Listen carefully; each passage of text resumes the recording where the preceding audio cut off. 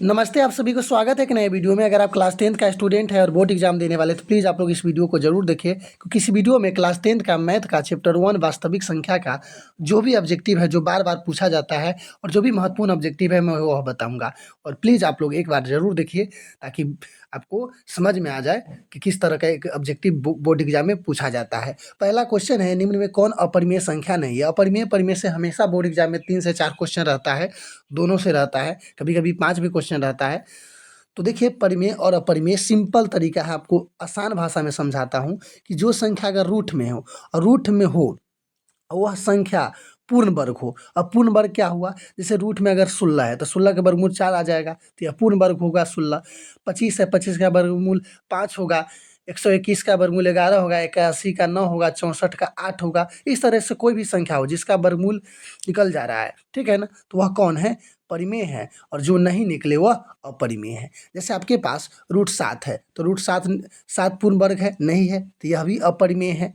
Root 2 बटे root 5 ये भी क्या है? अपरिमेय है। रूट 7 3 बटे रूट 7 ये भी क्या है? अपरिमेय है। रूट 25 बटे 48, अब 25 रूट 25 का वर्गमूल 5 होगा, 48 का नहीं होगा, ठीक है ना, यानी ये भी अपरिमेय है। यहाँ 49 रहता, यहाँ 49 रहता, जैसे 49 रहता तो 5/7 आता, तो ये क्या हो जाता? परिमेय संख्या होता। तो इसमें 49 ही होना चाहिए ताकि एक परिमेय हो, क्योंकि इसमें पूछा है कि कौन परिमेय अपरिमेय नहीं है, यानी वो परिमेय है। तो इसको परिमेय होने के लिए लास्ट में क्या होना चाहिए था? 49 होना चाहिए था। थोड़ा टाइपिंग में मिस्टेक हो गया है, ठीक है। तो यहाँ 49 रहता, आपको समझना है। एक आध दो क्वेश्चन टाइपिंग मिस्टेक उससे कोई मतलब नहीं, लेकिन आपको समझना है कि कहते किसे है, रियलिटी में होता क्या है परिमेय और अपरिमेय, ठीक है। तो आई होप कि समझ में गए होंगे। रूट में से अगर निकल जाए वो परिमेय, रूट में से नहीं निकले वो अपरिमेय। तो इसमें से रूट में से तो कोई नहीं निकल रहा है, तो सभी अपरिमेय है। लेकिन इसमें हाँ, अगर हम बात करें तो ऑप्शन डी में 49 हमें देना चाहिए था 48 में, लेकिन 48 दिया गया है, ठीक है, क्योंकि 49 देते तो आपको पता है कितना आ जाता। रूट 25 बटे 49, 25 का वर्गमूल 5 और 49 का 7, 5/7 जो परिमेय है, अपरिमेय नहीं है, ठीक है। चलिए क्वेश्चन नंबर 2 देख लेते हैं। 2 है, क्वेश्चन नंबर 2 है, रूट 3 बटे संख्या है, परिमेय संख्या है, अपरिमेय संख्या है, प्राकृत संख्या है, अभाज्य संख्या है। तो यहाँ देखिए 12 भी क्या है? एक पूर्ण संख्या, पूर्ण वर्ग संख्या नहीं है, लेकिन इसको गुणनखंड तोड़ेंगे तो आपको पता होना चाहिए। देखिए रूट 3 बटे रूट 12 है, तो रूट 12 को हम 4/3 कर देंगे, 4 × 3 कर देंगे, 4×3 = 12, तो रूट 3 और 12 ये 4 है, तो 4 का वर्गमूल 2 हो जाएगा और रूट 3 बच जाएगा। तो ये रूट 3 से रूट 3 कट जाएगा, कितना बच जाएगा? 2 बचेगा, ठीक है ना, यानी 2 बच जाएगा। तो 2 क्या है? एक परिमेय संख्या है। तो ए के ऑप्शन कौन होगा? परिमेय संख्या। कैसे हुआ मैं आपको बता दिया हूँ, ठीक है। हाँ, गुणनखंड तोड़िएगा। निम्नलिखित में कौन परिमेय संख्या है? निम्नलिखित में कौन परिमेय संख्या है? रूट 3 2√2 4 + √5 √6। यहाँ देखिए रूट 3 भी 3 भी पर पूर्ण वर्ग नहीं है, रूट 2 ये भी पूर्ण वर्ग नहीं है। लेकिन देखिए यहाँ रूट 2 से रूट 2 काट देंगे तो क्या बच जाएगा? 2, जो परिमेय संख्या है, रूट में से निकल गया, यानी ये क्या है? परिमेय संख्या है, ठीक है। अगला है क्वेश्चन चौथा, रूट 2 एक क्या है? रूट 2 रूट में से नहीं निकलेगा, तो यह क्या है? अपरिमेय संख्या है। ऑप्शन कौन सही होगा? बी सही होगा, ठीक है।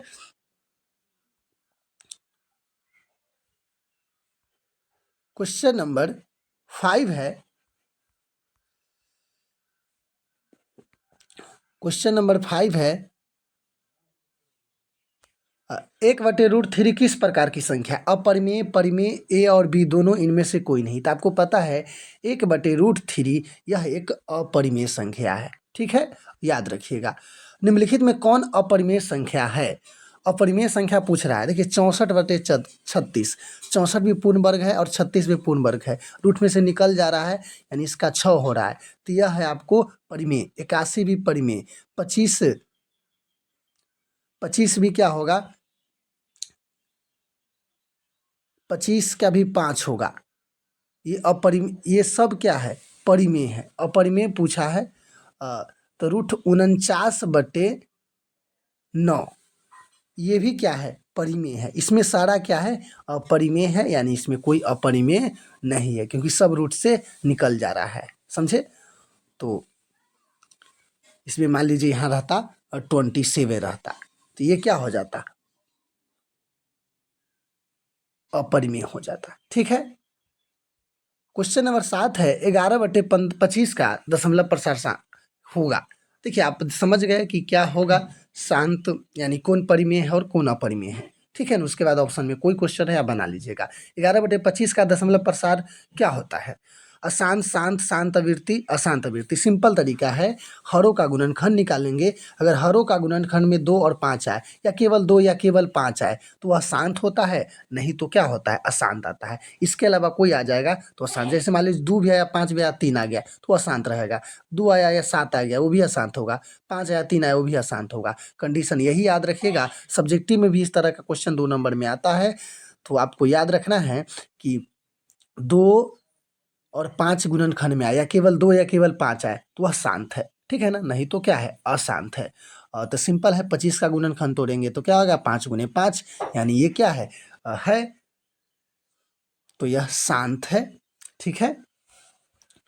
क्वेश्चन नंबर 8 है 17/14 का दशमलव प्रसार क्या है। 14 का गुणनखंड तोड़ेंगे तो आपको पता है 2 × 7 आएगा, 7 आ गया, जो कि संभव नहीं है, यह अशांत होगा। ऑप्शन ए सही है। ठीक है। 9वां क्वेश्चन है, देख लेते हैं। 11/15 का दशमलव प्रसार होता है, शांत, अशांत, शांत आवृत्ति, इनमें से कोई नहीं। तो 11/15 का दशमलव प्रसार क्या होता है, अब 15 करेंगे तो 3 × 5, ये 3 आ गया तो बिल्कुल नहीं है। ठीक है ना, ये भी क्या है, अशांत है। ये क्वेश्चन आपको बोर्ड एग्जाम में देख हमेशा रहेगा, नहीं विश्वास है तो चेक कर लीजिए। ठीक है ना, और समझ जाइएगा पूरे। सब्जेक्टिव में भी रहेगा, तो सब्जेक्टिव में रहेगा तो लिखिएगा हरों का गुणनखंड 2n × 5m का रूप का नहीं है, अतः यह क्या है, अशांत है।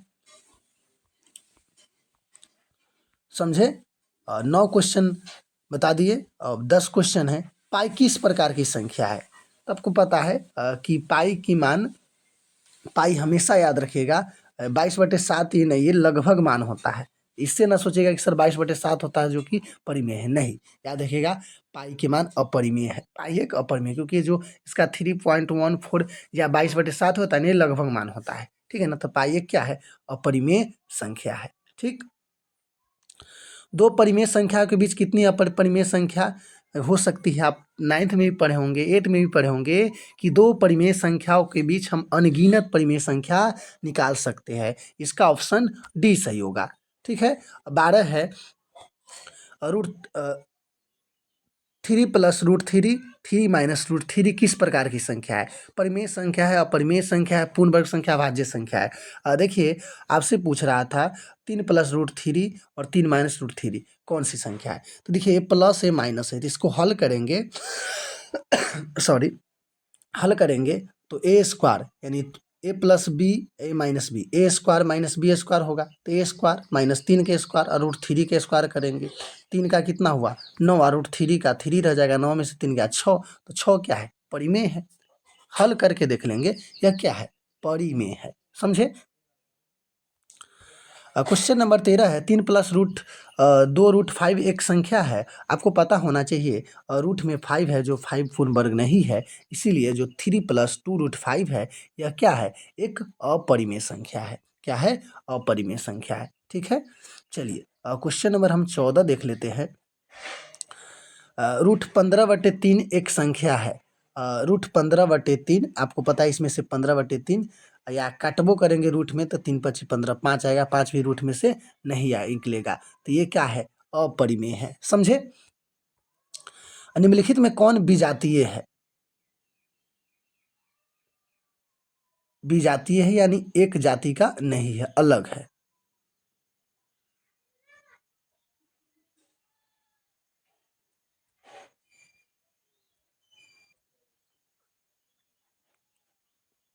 तो यहाँ भी देखिए विजातीय मतलब जो सबसे अलग हो, एक जाति का ना हो।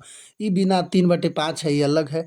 16/4 ये भी 4/2 हो जाएगा, काटेंगे तो 2 आएगा, ये भी रूट में से निकल गया, रूट 2/5 ये रूट में से ना निकल गया, 25/9 तो रूट में से निकलल है, यानी यह सबसे अलग है। यह तीनों एक जाति के हैं, ये विजातीय है, ठीक है ना? समझ गए ना? तो इसका ऑप्शन सी सही होगा। तो इस वीडियो में मात्र हम 15 ही क्वेश्चन किया हूँ। अगर आप सब चाहे तो देखिए, एक में 1-2 क्वेश्चन नहीं है, इस चैप्टर में 80 प्लस ऑब्जेक्टिव है जो बार-बार पूछा जाता है। तो प्लीज़ आप नए हैं तो चैनल को सब्सक्राइब कर लीजिए और सारा का सारा ऑब्जेक्टिव आपको कंप्लीट हो जाएगा, कभी दोबारा देखने की ज़रूरत नहीं पड़ेगा और समझ में आएगा बिल्कुल बेहतर तरीके से, ठीक है ना? तो आई होप कि आपको यह समझ में आया होगा और समझ में आया तो वीडियो को लाइक और नए तो चैनल को सब्सक्राइब ज़रूर कीजिए। तब तक के लिए इस क्लास को यहीं पे खत्म करते हैं। जय हिंद, जय भारत।